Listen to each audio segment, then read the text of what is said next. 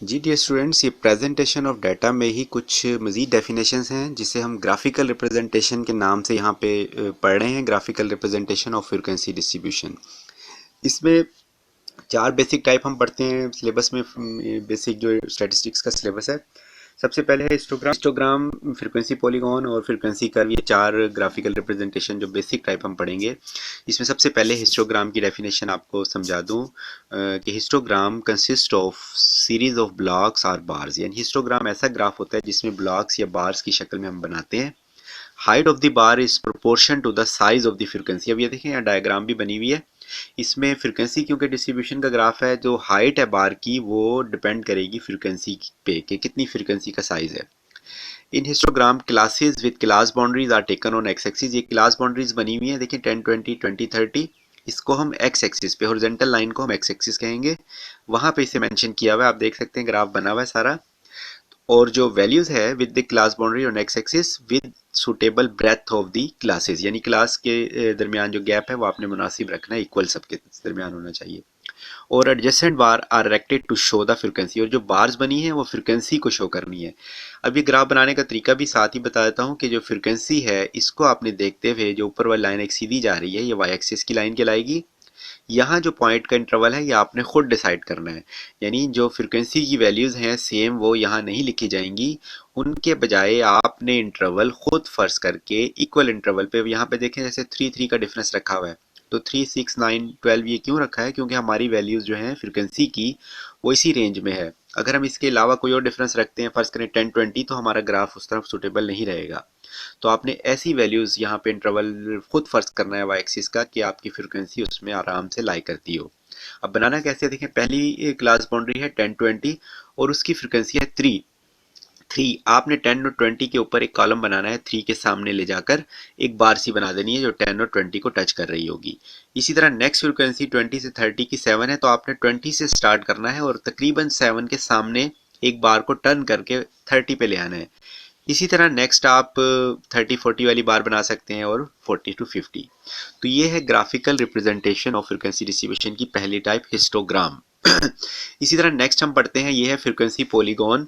ये भी ग्राफ है। ये ग्राफ भी जिस तरह हमने क्लास बाउंड्री पढ़ी थी, फ्रीक्वेंसी पढ़ी थी, फ्रीक्वेंसी डिस्ट्रीब्यूशन में क्लास बाउंड्री, क्लासेस और फ्रीक्वेंसी तो लाजमी होती हैं।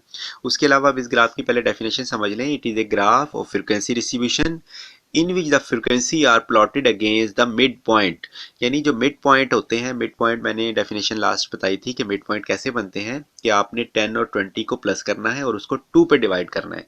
इसी तरह 20 प्लस 30 ब्रैकेट में प्लस करके जो आंसर आएगा उसको आपने 2 पर डिवाइड करना है। तो जो फ्रीक्वेंसी पॉलीगॉन है, ये ग्राफ किस चीज़ का है? frequency distribution in which the frequency is plotted against the midpoint of the classes. The point are joined together to get a frequency polygon. फिर उन पॉइंट्स को आपने मिला देना है तो वो फ्रीक्वेंसी पॉलीगॉन का ग्राफ बनेगा। अच्छा, अब ये मैं इसको समझाता हूँ डिटेल से, लेकिन उससे पहले एक और definition, frequency curve. Frequency curve भी जो है ये भी ग्राफ है, लेकिन इसमें क्या है, curve is drawn by joining the mid point in which the points are not, यानी इसमें क्या है, आपने ये भी उसी की तरह मिड पॉइंट को आपने मिलाना है, लेकिन इसकी कंडीशन क्या है कि points are not joint by straight line. इसमें स्ट्रेट लाइन यानी स्केल के जरिए, फुट्टे के जरिए आपने नहीं मिलाना। It is form by smoothing free hand drawing. इसको आपने ज़्यादा ना हाथ से इसको ड्रा करना है। ये फ्रीक्वेंसी पॉलीगॉन है।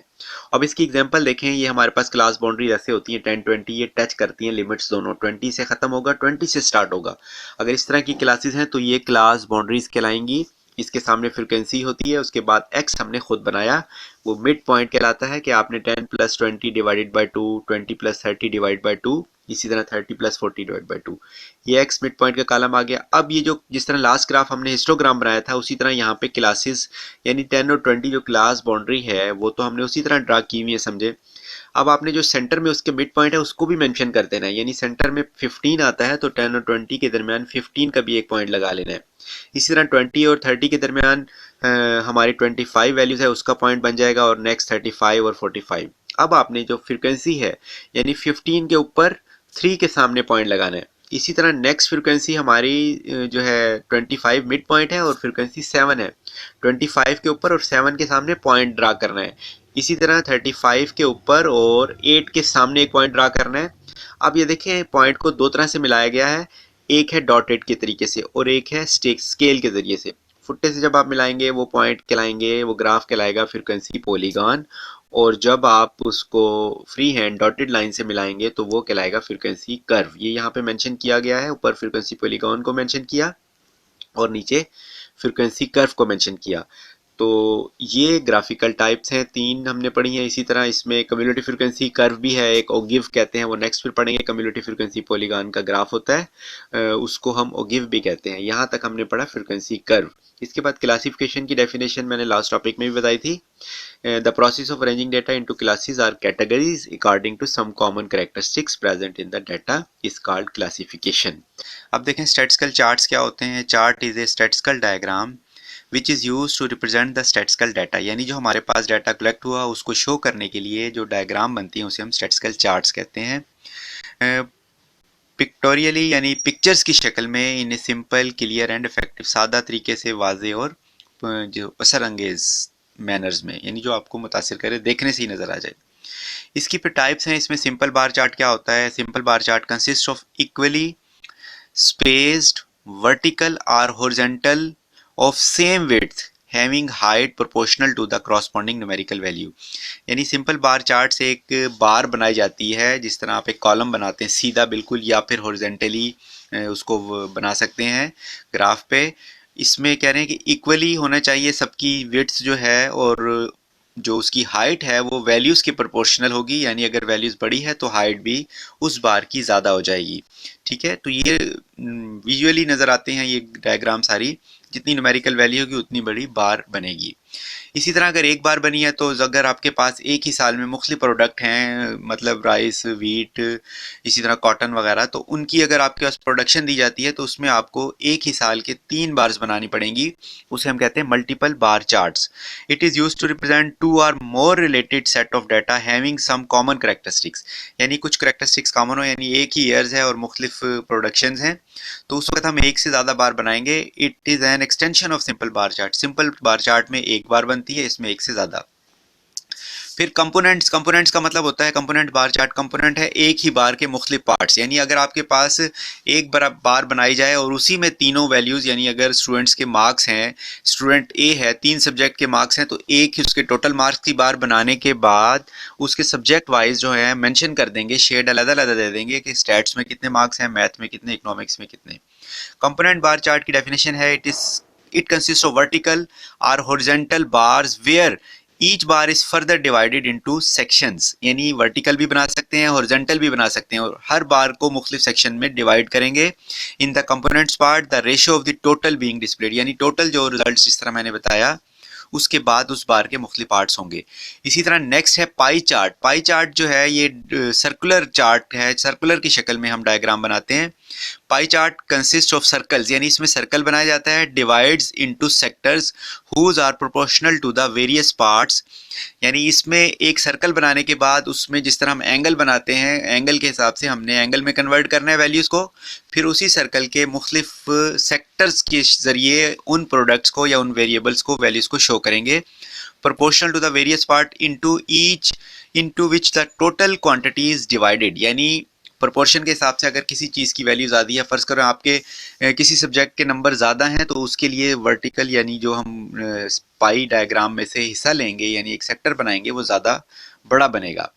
इसी तरह bivariate frequency distribution, the frequency distribution which have 2 variables at a times, यानी बाईवेरिएट का मतलब अगर एक ही वेरिएबल हो तो हम यूनिवेरिएट कहते हैं, अगर ज़्यादा वेरिएबल आ जाएं, 2 आ जाएं तो बाईवेरिएट। इस तरह मल्टीपल में ज़्यादा, जब 2 वेरिएबल की फ्रीक्वेंसी डिस्ट्रीब्यूशन बनाएंगे तो बाईवेरिएट फ्रीक्वेंसी डिस्ट्रीब्यूशन कहलाएगी।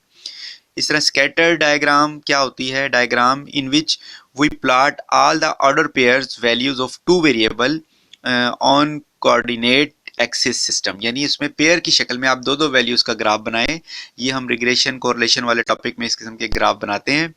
The values of one variable are plotted along the horizontal axis, एक वेरिएबल की वैल्यू हॉरिजॉन्टल होगी, and the value of other variables on the vertical axis, एक हॉरिजॉन्टल और एक वर्टिकल के हिसाब से आपने दोनों डॉटेड पॉइंट बनाने हैं, उसके बाद उनको ड्रा करना है ग्राफ पेपर पे।